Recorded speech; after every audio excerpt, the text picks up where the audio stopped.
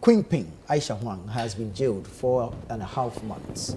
But the AG has issued a communique in which he suggests that he will appeal the judgment at the Court of Appeal to ensure that the new sentencing regime imposed by the Minerals and Mining Amendment Act of 2019, Act 995, is applied to the accused person.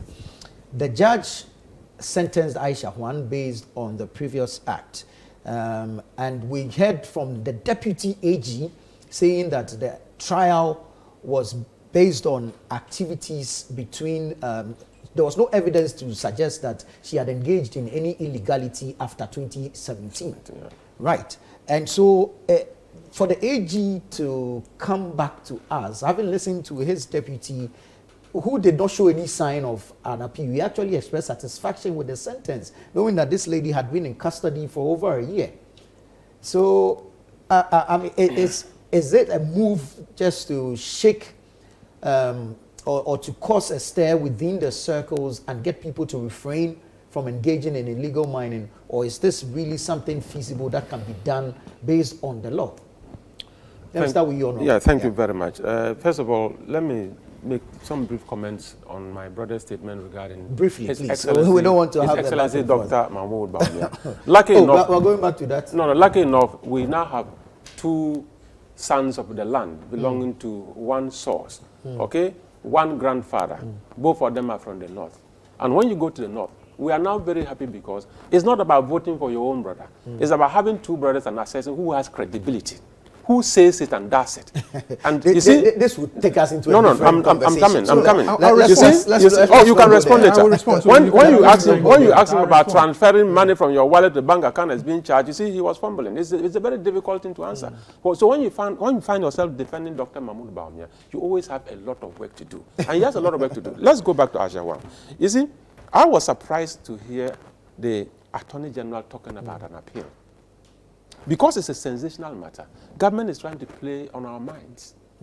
We were here in this country in 2017, 2018 when this story broke up, to the point that Aisha Huang, when he was deported, people were saying that, you see, this is a cash cow. We can get a lot of, even the Sina Hydro loan led by Dr. Mahmoud Bawumia, $2 billion. And there were some pledges from China that we can get an additional $15 billion. So if we imprison Aisha Huang, we could lose all these things. So if we are getting money, forget about the law. And Occupy Ghana, and many of us rose up and said, that is not the way to govern the country. Finally, Aisha Huang on her own came back to this country illegally, and she was finally arrested. What is the process? From between 2015 and 2017, Aisha Huang was said to have engaged in illegal mining, doing all the things that breaches the law. So when you take her to court and she's accused of these crimes, when did the crimes happen? Between 2015 and 2017. What was the legal regime at the time? Act 900 of 2015. Okay? And within that act, and we had another act before then, which was repealed, Act 703 of 2006. And the latest one we have now is what? Act 995 of 2019. How can the Attorney General be talking about the law to have retrospective effect? That the 2019 law should be applied to Aisha Huang, who committed a crime in 2017? How can it happen? Whatever it is, Aisha Huang stayed in prison or on remand for over 1 year. Since the law was passed, Act 995, with so deterrent a penalty in there, you can have a minimum of 15 years in prison or a maximum of 25 years. That is deterrent enough. Since that law was passed, we have a lot of excavators in our forests on mining. These young boys from my village who come and get into Galamsey for survival. When you arrest one of them, ask whether he has whether he knows the price of the tire of a payloader, whether he knows the price of a tire of a caterpillar. Whatever it is, the main people behind Galamsey, the kingpins behind Galamsey, are never arrested from 2019 since the law was passed up to date. So if you want to use Aisha Huang as an example, that is a bad example because Aisha Huang was arrested before the new law was passed. And that law cannot have retrospective effect.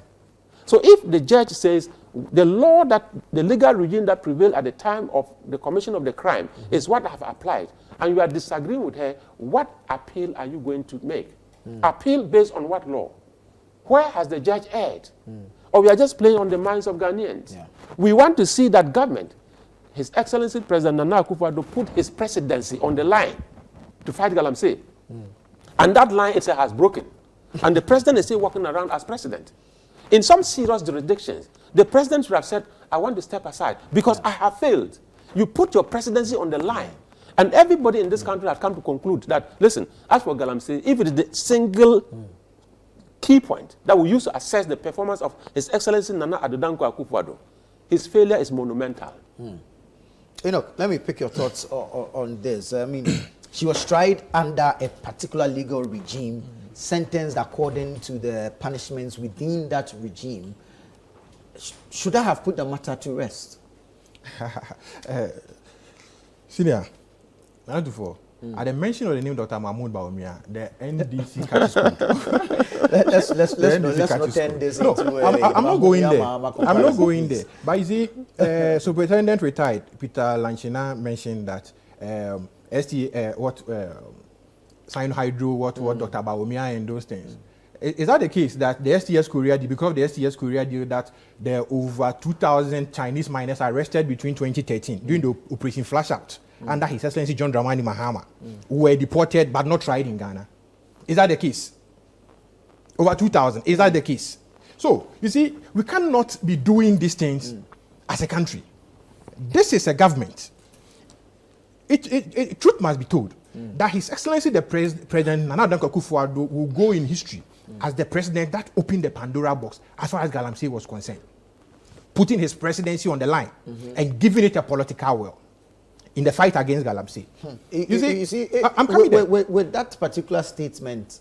It's difficult to agree with you because it will be difficult for you. Has the fight been successful? How do you measure success? Have you seen Cobra recently? How do you measure success? Recently? You see, the effort of His Excellency the President, Nana Addo Dankwa Akufo-Addo, has not been able to, let's say, undo the menace of Galamsey completely, 100%. Yes, I agree with you. But my brother, the fight against Galamsey, it is not a chess game. It is not a least fight. Look at our opponents during the 2016 elections going around Galamsey site with Kweku Boahen leading the charge and other national officers of the National Democratic Congress at the time, 2020, leading the charge that they will come and make the Galamsey flourish.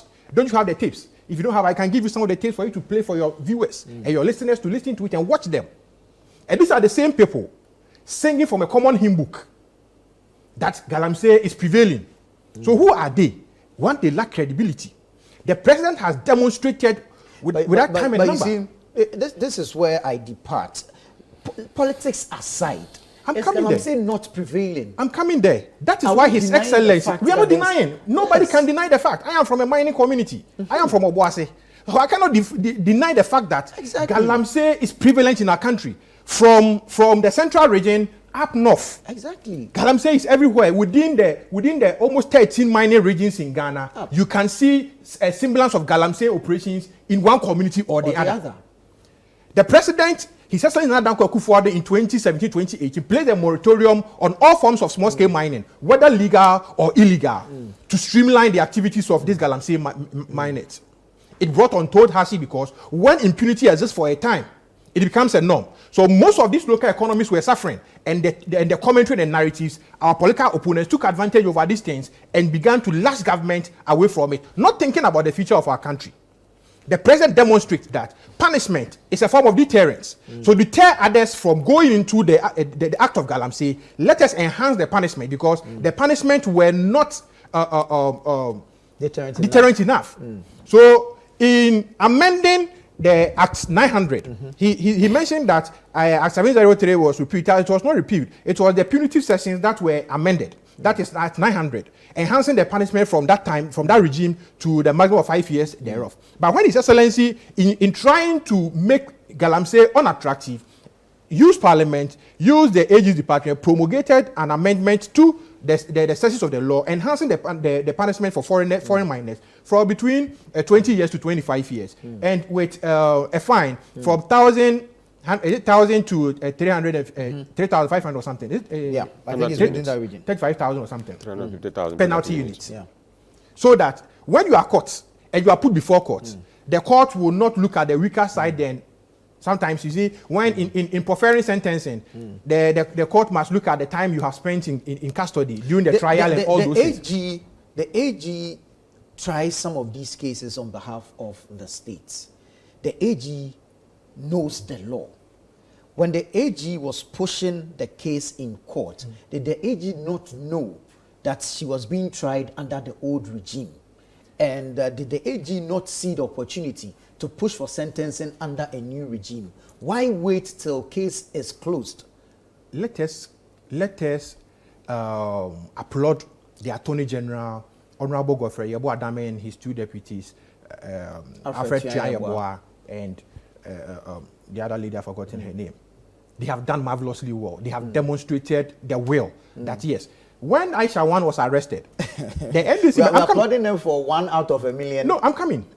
The narrative was that this was somebody who was financing known political activists, known politically exposed people. Yeah. So her arrest is nothing. It is just a flamboyant thing. Yeah. She was going to be left off the hook. She will not be in custody. She will be living in her home, and in the morning they will drive her, sneak her into the police stations from the NDC. A whole lot of narratives. And I believe NDC as a political party, and once we have a former law enforcement officer here, he should be charitable in apologizing to the good people of Ghana on behalf of the National Democratic Congress for that semblance of commentary they made against the new patriotic party. I don't think it's fair to him. No, it's fair. No, he's representing. No, I say he's representing the NDC, and it was a commentary from the NDC. Now, Aisha Huang has been convicted and sentenced to a term of 4 years, 4 years, 6 months imprisonment. Now, the narrative is that she was convicted on an old enactment that has been repealed or amended. Amendment and repeal, they have some semblance because of whether there was an insertion of words or whether it was taken out completely or those kind of things. But in all that, it is the same law that exists. The Act 703. It is the punishment alone, because the Constitution says that you cannot try somebody. Before you can try somebody, there must be a written law and a punishment prescribed to it under Article 1911. So in as far as that provision of the law is concerned, yes, we have satisfied it. But during the trial, or before the trial, or before the conviction, this same law was amended. And is it the case that the new enactment must be applied to her? My own opinion is that, yes, at the time of her conviction, in as much as the new law, before the law was passed, she had not been convicted at the time, and sentencing was deferred for the new law. Then her accrued right had not matured yet, and she could be punished according to the new law. This is a clear case of jurisprudence development that we need to develop our jurisprudence. The AG has served notice that he is going on appeal to appeal whether or not a person who committed a crime between 2015 under the NDC regime and 2017, having been convicted and sentenced under the NDC regime in 2015 and under the MPP in 2017. Because in 2015, she was not arrested. Yes. She was never arrested. Under MPP, she was arrested. A nolle prosequi was filed. She was deported, because deportation is also a form of punishment.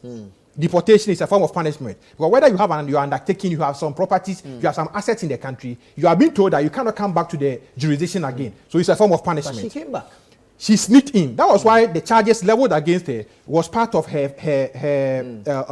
how do you call it? Her illegal entry into the country and all there is. Yes, she has been charged. She has been convicted on those crimes that committed. She has been sentenced. As to whether or not she was entitled to be punished according to Act 995, or whether or not she was entitled to be punished in accordance with the amended Act 900 is what lies with us. That's the contention. Because when you read the Interpretation Act, Section 34, 1D and E, it brings into fray a whole lot of confusion, because in the case of JB versus the Republic, there was this same contention in that regard. Clarity. British Airways versus the Republic, there was this same contention. Absolutely. So certainly, once the AG is going in, I believe it should travel to the Supreme Court, so that we have a definite position as far as the position of Section 34, 1D and E is concerned, for us to be certain that at the time of trial, if a new enactment is passed, because we have what we call a saving provision. This is not an entirely repealed act.